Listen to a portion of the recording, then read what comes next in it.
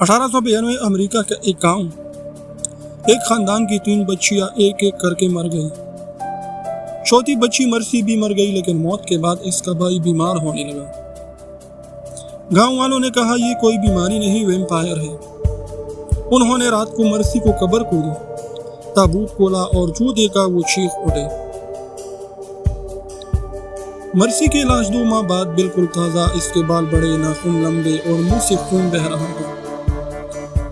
لوگوں نے اس کا سینہ چیرا اور دل نکال کر آگ لگا دی، اور پھر انہوں نے وہ راکھ پانی میں گھول کر مرسی کو پلا دی۔ کیا اس سے وہ بچ گیا یا وہ بھی مر گیا؟ یہ کوئی ڈریکولا فلم نہیں، یہ حقیقی تاریخ ہے۔